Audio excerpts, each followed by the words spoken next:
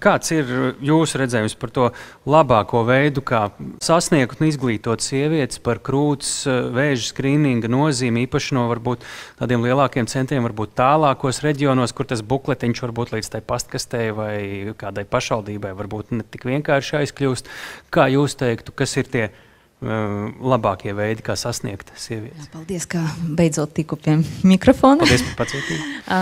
Jā, īstenībā pacientiem arī ir daudz kas sakāms, un mums ir ļoti daudz ideju, ar ko mēs ļoti labprāt dalītos ar politikas veidotājiem, ar ārstiem, ar valsts iestāžu pārstāvjiem.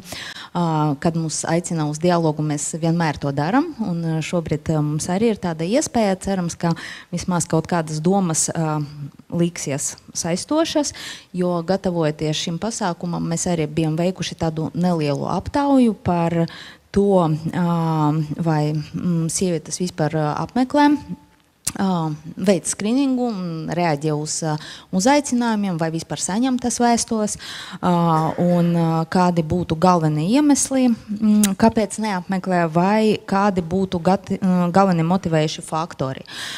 Un patiesībā es tiešām apstiprināšu jau iepriekš kolēģu teiktu, un es ļoti ceru, ka tas ir pozitīvs faktors, ka mēs esam uz viena viļņa, jo galvenie iemesli, kāpēc neapmeklē šo skrīningu, ir bailes no diagnozes vai no pašas procedūras, ir grūtības pierakstīties vai neērts grafiks un grūti tikt prom no darba.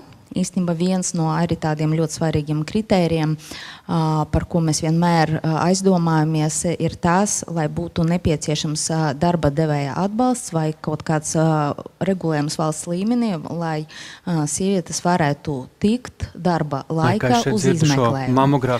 Un, protams, ka vēl viens iemesls ir tiešām, ka jūtos vesela, nekas nesāp, priekš kam tad man iet uz kaut kādu izmeklējumu.